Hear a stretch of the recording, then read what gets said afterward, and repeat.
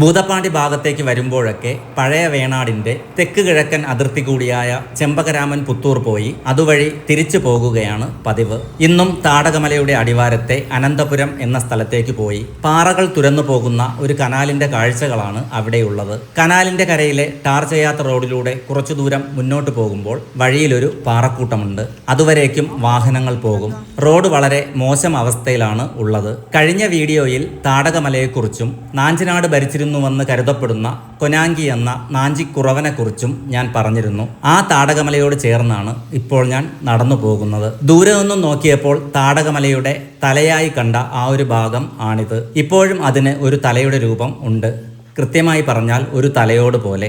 വൈകുന്നേരത്തെ ഇളം മഞ്ഞവെയിലിൽ താടകമല സുവർണ നിറത്തിൽ തിളങ്ങുന്നുണ്ടായിരുന്നു. താഴെ ദൂരെയായി വയലേലകൾ, അതിനുമപ്പുറം പശ്ചിമഘട്ട മലനിരകൾ തല ഉയർത്തി നിൽക്കുന്നു. ഒരു ക്യാൻവാസിൽ വരച്ചെടുത്ത സുന്ദര ചിത്രം പോലെയാണ് ഇവിടുത്തെ കാഴ്ചകൾ. വാഹനങ്ങളോ വീടുകളോ ആൾത്തിരക്കോ ഒന്നുമില്ലാത്ത ഈ വഴിയിലൂടെ ഇങ്ങനെ നടന്നു പോകുമ്പോൾ കിട്ടുന്നത് അനിർവചനീയമായ ഒരു ഫീലാണ്.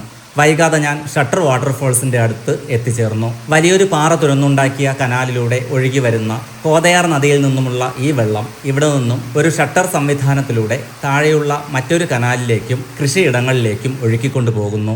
മലകളുടെ പശ്ചാത്തലത്തിൽ ഈ ഒരു കാഴ്ച അത്രയും സുന്ദരമാണ്. ഈ ഷട്ടർ സംവിധാനം ഇപ്പോൾ ഷട്ടർ വാട്ടർഫോൾസ് എന്ന പേരിൽ പ്രശസ്തമാണ്. കന്യാകുമാരി ജില്ലയിൽ തുടങ്ങി തിരുനെൽവേലി ജില്ലയിലെ രാധാപുരം താലൂക്ക് വരെയുള്ള കൃഷിയിടങ്ങളുടെ ജീവനാഡിയാണ് ഈ കനാൽ. അതിലെ മുന്നോട്ട് നടന്ന് അവിടെയുള്ള പാറയിലൂടെ മുകളിലേക്ക് കയറിയാൽ താടകമലയെ ചുറ്റി ഒഴുകിപ്പോകുന്ന തോവാള കനാലിന്റെ കാഴ്ച അത്രയും ഗംഭീരമായി കാണാൻ കഴിയും.